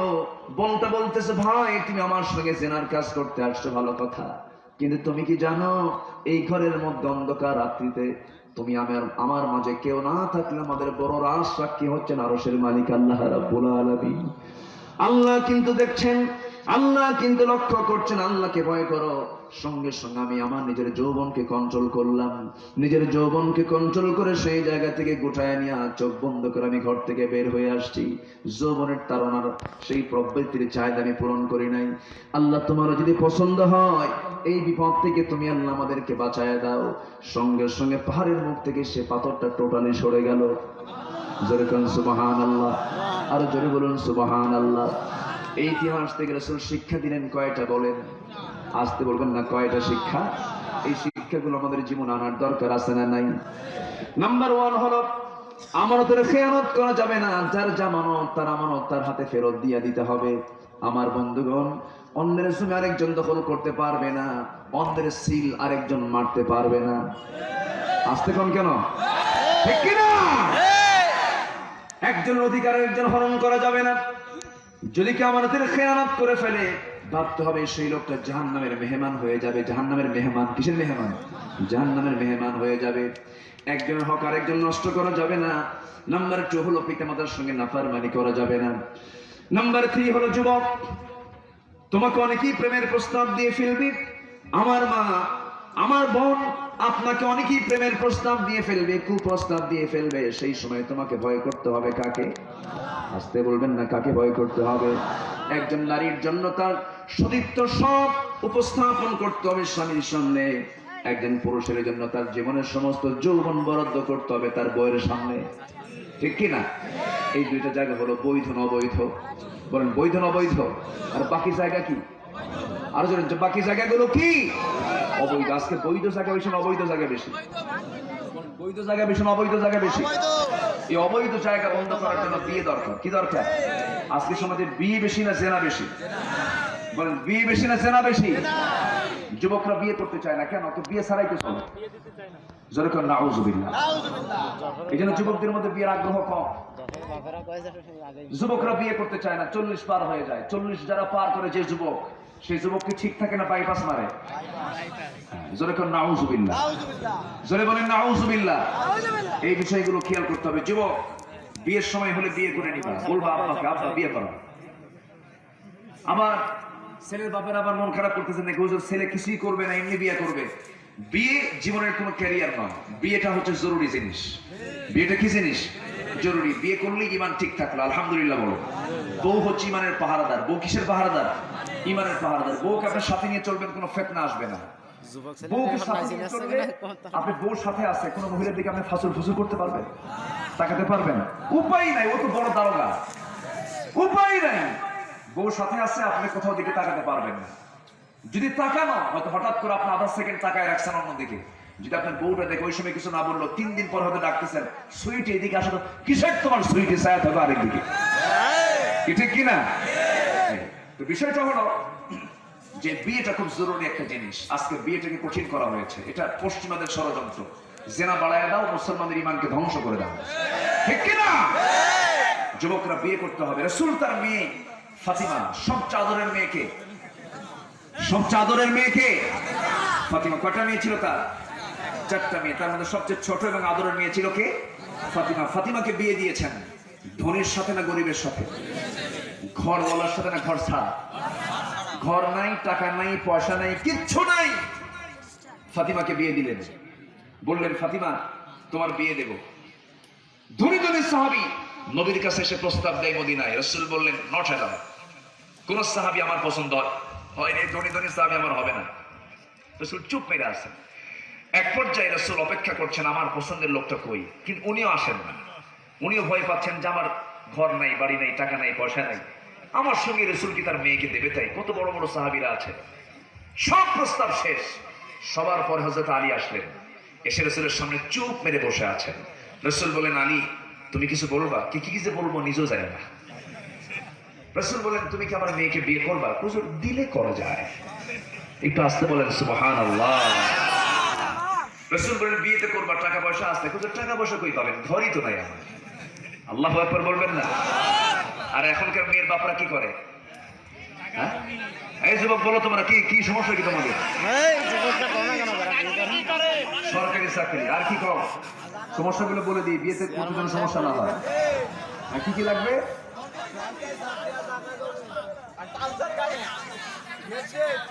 আচ্ছা আমি একটু শুনলাম তো, সব সমস্যা শুনলাম। সেখানে সব শুনলেন না সব? আচ্ছা এই যে সমস্যাগুলো, মেয়েদের বাবারও সমস্যা আছে। মেয়ের বাপারা দেখে সরকারি চাকরি, তারপরে ওর অবস্থা কেমন, উপরিয়া কামায় কেমন, সুদ টুদ খায় নাকি, ঘুষ টুস আছে নাকি, আমার মেয়ে সুখে থাকবে নাকি না। আগে দেখতে হবে তাকওয়া, আগে দেখতে হবে কি তাকওয়া। পৃথিবীর কোন মানুষকে আল্লাহ পাক না খেয়ে রাখেন না। মানুষ যদি না খেয়ে মরে এটা মানুষের জন্য মরে, আল্লাহর জন্য নয়, ঠিক কিনা? একটা পাখি না খেয়ে মরে? পাখিদের মধ্যে কোনো মিছিল আছে, মিটিং আছে, খাদ্য গুদাম আছে, খাবারের অভাব আছে? আচ্ছা মানুষ পৃথিবীতে বেশি না অন্য প্রাণী বেশি? বলেন বলেন বলেন। সমুদ্র জগতে যত প্রাণী আছে এত মানুষ পৃথিবীতে আছে? ওদের খাদ্য কম না বেশি? একটা তিমি মাছ প্রত্যেকদিন তার বাচ্চাকে দুধ খাওয়ায় 60 মণ দুধ, আর আমরা কয় মণ দুধ খেয়েছি? 60 মণ দুধ একটা তিমি তার বাচ্চাকে খাওয়ায়। এত বড় প্রাণীর দায়িত্ব যে আল্লাহ, আর আমি সলির মধ্যে আমাকে খাওয়াতে পারবেন না? খাওয়াতে পারবেন না? এই বিশ্বাসের অভাব আমাদের। বিয়ে দিতে নিয়ে কত কি দেখে, ছেলে কি করে, ছেলে কি পাস, ওর কি অবস্থা, টাকা পয়সা আছে নাকি, এত দেখার দরকার নেই। রাসূল বললেন কি দেখো তো আলী আমি তো বিয়ে দেব, তোমার কি কিচ্ছু নাই, টাকা পয়সা কিছু না হলে তো কিছু তো লাগবে, মহারণা দিতে হবে তো। আমার দেশে মহারণার পরিমাণ কম ধরে না বেশি ধরে? এই কম ধরে না বেশি ধরে? হ্যাঁ বেশি ধরে। আচ্ছা বেশি ধরা উচিত না ঠিক মতো ধরা উচিত? ঠিক মতো ধরা উচিত। এমন ধরে যা মরণ আগেও শোধ হয় না। তো ধরে লাভ কি হলো? ধরে লাভটা কি হলো? যৌতুক যেমন হারাম, যৌতুক কি? আরো জোরে, আরো জোরে। যৌতুকের টাকা দিয়ে আমার এক খুব কাছের মানুষ, ও কিনছিল আলু কিনছে, আলু কিনে না যে প্রজেক্ট, তো কয়েক টন আলু সে কিনেছে, যৌতুকের টাকা পাইছিল, ওই টাকাতে আলু কিনছে। ওইবার আলুর দাম এত কম যে আলু কোল্ড স্টোরেজ থেকে যে নেমে আনবে ওই টাকাও খরচ শেষ, মানে পুঁজিও নাই আলুও নেই। ভাই যেদিক দিয়ে আসছেন ওই দিক দিয়েই গেছে। কি কথা কি বুঝতেছে? হারামের কোন আরাম নেই, হারাম দিয়ে আপনি আরাম পাবেন না। হারাম হলো বিষ ফোড়ার মতো, গোটা দেহের মধ্যে বিষ ফোড়া উঠলে জ্বর আসে না? জ্বর আসে না? ওটা না সরা পর্যন্ত গায়ে আরাম নাই। হারাম শরীরে ঢুকলে কোনো আরাম পাবেন না। আল্লাহ তুমি হারাম থেকে আমাদেরকে বাঁচাও, জোরে বলি আমিন। মোহরণের টাকা ধরা যাবে না ওই পরিমাণ যেটা ছেলে পারবে না, ছেলে যা পারবে তাই ধরতে হবে, ঠিক কিনা? সংসার টেকানোর দায়িত্ব কার? আপনি এরকম করে চাপ দিয়ে রাখবেন, ও ধান্দা হলো কি যে 30 লাখ টাকা ধরো, যদি যাই চলে 30 লাখ দিয়ে যাবে, এরকম আছে না নাই? ওইদিকে যৌতুক যেমন একটা ছলচাতুরি, এটাও একটা ছলচাতুরি, ঠিক কি না? এগুলো করা যাবে না, যা পরিমাণ হবে তাই। রাসূল বললেন, ফাতিমা বিয়েতে দেব কিছুই নাই, হুজুর এই যে তরবারি আছে আর ঢাল আছে। রাসূল বললেন, যাও ঢালটা বিক্রি করে আসো, ঢাল ছাড়াও তো যুদ্ধ চলে, কিন্তু তরবারি তো লাগবে, তরবারিতে ইমার্জেন্সি, ঢালটা বিক্রি করে আসো। ঢাল বিক্রি করতে গেছেন, ঢাল বিক্রি করতে যায় কাস্টমার পেলেন না। কাস্টমার হচ্ছেন ওসমান রাদিয়াল্লাহু তাআলা, নবীজির বড় জামাই। দুটা মেয়েকে ওনার ঘরে দিয়েছেন। দুই মেয়ে যখন মারা যায়, রাসূল বলেন, আমার আরেকটা মেয়ে থেকে আরেকটাও দিতাম ওসমানকে। যেরকম সুবহানাল্লাহ। তো ওসমান বলতেছেন, আলী তুমি এখানে ঢাল নিয়ে কি করো? কে বিক্রি করবো কেন? আমার বিয়ে ঠিকঠাক। কার সাথে? আপনার শালীর সাথে। বড় বড় জামাই জানে না এই কথা। রাসূল তো কেবলই কথা বলেছেন, জানি না। ঠিক আছে, সমস্যা নাই, দাও ঢালটা দাও, এই যে টাকাটা দাও, আমি ঢাল কিনে নিলাম, যা। কিছু দূর যেতেই পেছন থেকে ডাকতেছে, ওসমান ডাকতেছে, আলী তুমি তো কিছুক্ষণ পরে আমার ভাইরা হয়ে যাবে, তাই না? তো আমি আগে থেকে দেওয়া শুরু করি, তোমাকে এই ঢালটা আমি উপহার স্বরূপ দিয়ে দিলাম, যা। সুবহানাল্লাহ। আর এখনকার জামাই হলে কি হতো?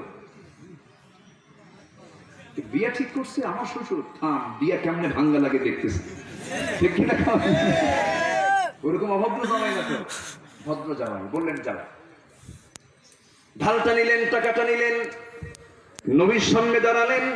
রাসূল বলছেন, ও আলী, মনে হয় ঢালটা তোমার বিক্রি হয় নাই, তাহলে তো বিপদ। হুজুর ঢাল বিক্রি করে আসছি। ঢাল বিক্রি করলে কেমনে? ওই যে তোমার হাতে ঢাল দেখি। হুজুর ঢালও আছে, টাকাও আছে। কি হয়েছে বলো তো? হুজুর ঢাল বিক্রি করছি, সেই ঢালটা আমার আমাকে উপহার দিয়েছে কে? ওসমান। লোক আর খুঁজে পাও নাই। এমন লোকের কাছে গেছো, আমি ওসমানকে বলার সুযোগে পেলাম না, তার আগে তুমি বলে আসছো, এটা কেমন কথা হলো? ঠিক আছে, ভালো কথা, বিয়ে হয়ে যাবি। বিশ্বের সবচেয়ে নম্বর পূর্ণ, সবচেয়ে সিম্পল বিয়ে হলো ফাতিমার এবং আলীর বিয়ে। সেই বিয়ে আমার নবীজি সব দায়িত্ব পালন করলেন। একটা আটা পিস দানে দিলেন, কয়েকটা তোষক দিলেন, চাদর দিলেন, দিয়ে রাসূল বললেন, মা তোমাকে আমি তোমার এমন একজন স্বামী দিলাম, এই পৃথিবীর শ্রেষ্ঠ একজন স্বামী তুমি পেলে। আসাদুল্লাহিল গালিব, এমন একজন পুরুষ পৃথিবীতে দুইটা খুঁজে পাওয়া যাবে না, যে আলী যুদ্ধের ময়দানে বিজয় না হলে রাসূল আলীকে সর্বশেষ পাঠায় দিতেন। খয়বর দুর্গ দখল হয় না, কেউ দখল করতে পারে না, বিজয় হয় না, দুর্গটা কেউ দখল করতে পারে না। রাসূল বলেন, আমার আলী কোথায়? হুজুর আলীটা অসুস্থ, চোখ উঠেছে, জ্বর আসছে। রাসূল বলেন, আমার কাছে নিয়ে আসো। নিয়ে আসা হলো। আমার নবীজি বলছেন, আলী তোমার চোখে তুমি দেখতে পাচ্ছ না, কষ্ট হচ্ছে মনে হয়? হুজুর আমার কষ্ট হচ্ছে, জ্বর আসছে। হ্যাঁ জ্বর আসছে। নবীজির মুখে থুতু তার চোখে লাগায় দিলেন, মুআজিজা, কাজ হয়ে গেল, চোখ ভালো হয়ে গেল। যুদ্ধ, তরবারি নিলেন, ঢাল টানেন নাই, যুদ্ধে চলে গেলেন। খয়বর দুর্গ দখল হয় না। হযরত আলী যাওয়ার সঙ্গে সঙ্গে খয়বর দুর্গের দরজার কাছে গেলেন। দরজার ওজনটা কয়েক মণ ওজন, দুর্গের প্রধান ফটক লোহার বানানো দরজা। বাম হাতে ধরলেন, হাতের সঙ্গে সেই দরজা চলে আসলো। ওই দরজায় তার জন্য ঢাল হয়ে গেল। যখন ওই ঢালটা নিয়ে যখন তিনি রওনা করলেন, চতুর্দিকে সব পালাতে পালাতে দৌড়ে, ঠিক মানুষ অন্য কিছু। যখন আল্লাহু আকবার, এই তো দেখতেছে দরজায় ঢাল বানাইছে, তো সব খায়া ফেলবি। খয়বর দুর্গ দখল হয়ে গেল, মুসলমানদের বিজয় হয়ে গেল। অনেক দূর পর্যন্ত তিনি করলেন কি, হাতের ভিতরে থাকা সেই দুর্গটা, দরজাটা ফিকা মারলেন, অনেক দূর গিয়ে ছিটকে পড়লো। রাসূল বলেন, সাহাবীরা দেখো তো আলীর ওই ঢালটাকে কে তুলতে পারে? 7-8 জন মিলে তুলতে পারে না। এবার রাসূল বলেন, আলী তুমি নিজে তুলো যাও। খুব বীর বিক্রমে চলে গেলেন। বাম হাতে ধরলেন, নড়ে না, ডান হাতে ধরলেন, নড়ে না, দুই হাত দিয়ে সর্বশক্তি নিয়োগ করলেন। প্রতিটি লোমকূপ থেকে ঘাম ঝরতেছে, কিন্তু এক চুল পরিমাণ নড়ে না। মাথা নিচু করে আছেন, লজ্জা পেয়ে গেছেন। রাসূল বলেন, আলী নড়ে না কেন? হুজুর জানি না। সুবহানাল্লাহ। আলী ধরেছেন না ফেরেশতা ধরেছেন? কে ধরেছেন? সেই ফেরেশতা আজও আছে না নাই? আছে না নাই? আমাদের সংখ্যা দরকার নাই, আমাদের জনবল দরকার নাই, আমাদের ইমানের শক্তি যদি থাকে, ফেরেশতা কাতারে কাতারে হাজির হবে, বাতিলরা বঙ্গোপসাগরে হাবুডুবু খাবে। সেই অন্যায়ের প্রতিবাদ করতে রাজি আছেন কারা কারা? হাত উঁচু করুন।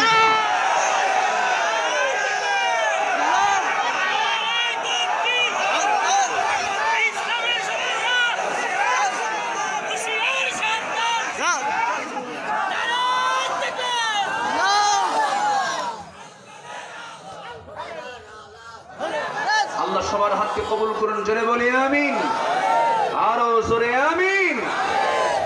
বিয়ে হয়ে গেল, বিয়ে হয়ে যাওয়ার পর রাসূল বলেন, ফাতিমা যাচ্ছ স্বামীর ঘরে, একটা কথা বলে দিই, কি মৃত্যুর দিন পর্যন্ত স্বামীর বিরুদ্ধে একটা নালিশ যেন আমার কানে না আসে। কথা বোঝা গেল? কথা বোঝা গেল? স্বামীর বিরুদ্ধে বইয়ের নালিশ আজকে সমাজে কম না বেশি? কম না বেশি? আবার বইয়ের বিরুদ্ধে স্বামীর নালিশও কম না বেশি? যারা নালিশ দেয় তারা কি মানুষ? আস্তে নালিশ দেওয়া যাবে না, দুজন দুজন মিটাবে। স্বামীর সমস্যা বউ মিটাবে, বইয়ের সমস্যা স্বামী মিটাবে। তারা যেমন খুবই গভীর থেকে গভীর, তাদের সমস্যাও জটিল থেকে জটিল হতে পারে। এখানে সমস্যা তারা দুজনে মিটাপ করবে, দরবার করার দরকার নাই। এই বিষয়টা খেয়াল রাখবে। যে স্বামী তার বউকে পিটায়, ওই সন্তান পিটানো শেখে। ওই পরিবার সন্তান কি শেখে? পিটানো শেখে। সন্তানের সামনে যে স্বামী তার বউকে পিটাবে, ওই সন্তান বেয়াদব হবে। কি আমার কথা কি বোঝা গেল? ওই সন্তান কি হবে? ওই সন্তান দেখবে যে আমার বাবা আমার মাকে পিটায়, আমি একটু বড় হই, দেখি আমিও সাইজ করবো। কি কথা কি বোঝা গেল? এই জন্য এই সমস্ত বেয়াদবি আচরণগুলো আমরা করবো না, জোরে বলি ইনশাআল্লাহ। একদিন ফাতিমা রাদিয়াল্লাহু তাআলা আনহা নবীর সামনে বসে বসে নামাজ পড়ে, নবীর বাড়িতে এসে রাসূল বলছেন, মা ফাতিমা তুমি বসে বসে নামাজ পড়ো কেন? তুমি তো যুবতী মহিলা, তোমার জন্য তো দাঁড়িয়ে দাঁড়িয়ে নামাজ পড়া উচিত। ফাতিমা রাদিয়াল্লাহু তাআলা আনহা বলেন, আব্বা জান আমি তো বসে বসে নামাজ কখনো পড়ি না, দাঁড়িয়ে দাঁড়িয়ে পড়ি। কিন্তু আজকে বসে বসে নামাজ পড়ার হেতু হলো, আপনি আমাকে যে পোশাকে দাঁড়িয়ে থাকতে দেখছেন, এই পোশাকের পিছনে একটা তালিযুক্ত অংশ আছে। সেই তালিযুক্ত অংশটা যদি আমি দাঁড়িয়ে নামাজ পড়তে যাই, সেই তালিযুক্ত অংশটা বের হয়ে পড়বে। আর আপনার নজরে যদি ওই তালিযুক্ত কাপড়ের দিকে চলে যায়, আপনি মনে মনে চিন্তা করবেন, আমার জামাই আলী আমার মেয়েকে কাপড়ে কষ্ট দেয়, আমার স্বামীর দুর্নাম হয়ে যাবে। স্বামীর দুর্নামটা ঘুচানোর জন্য, স্বামীর দুর্নামটা আড়াল করার জন্য আমি বসে বসে নামাজ পড়ি।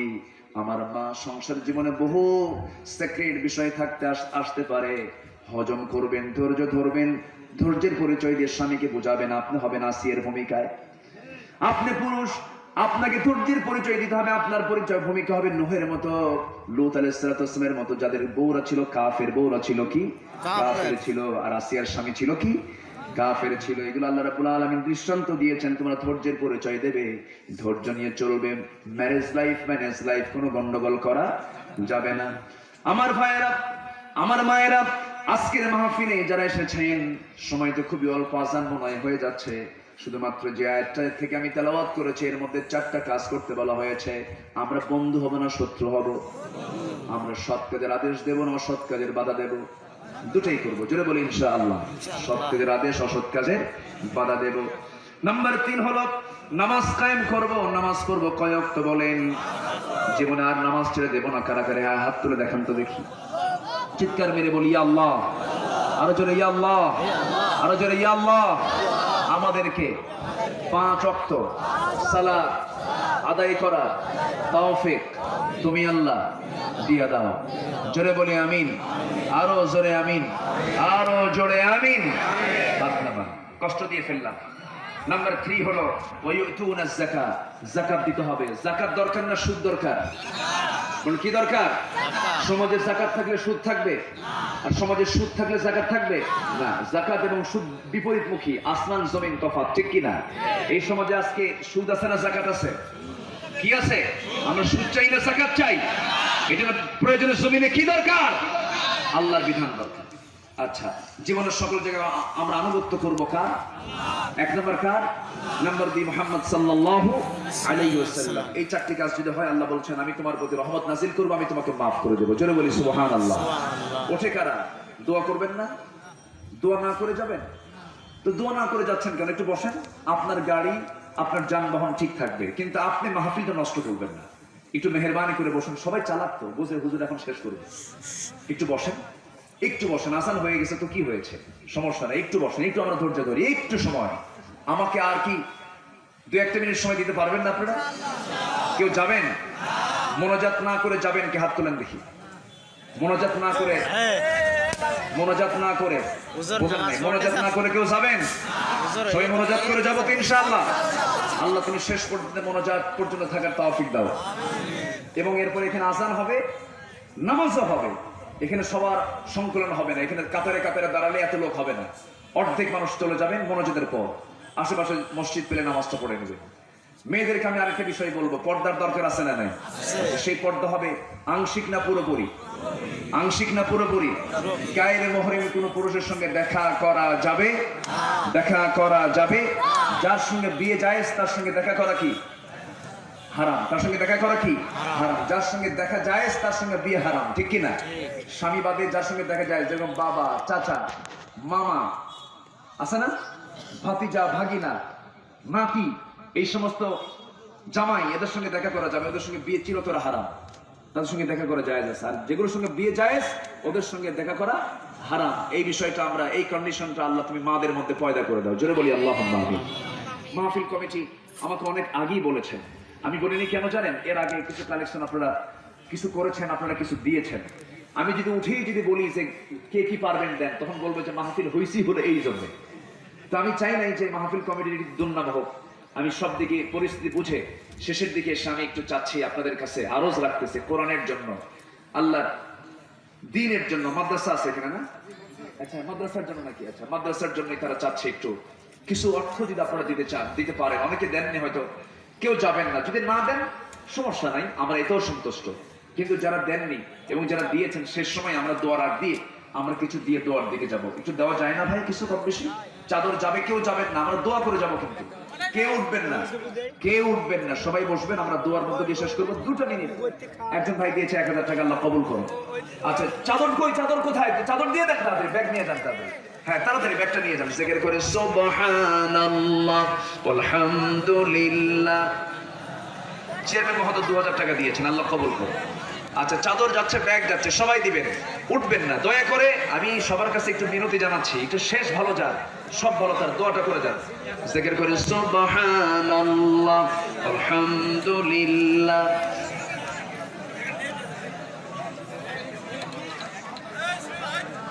আরো জোরে সুবহানাল্লাহ আলহামদুলিল্লাহ।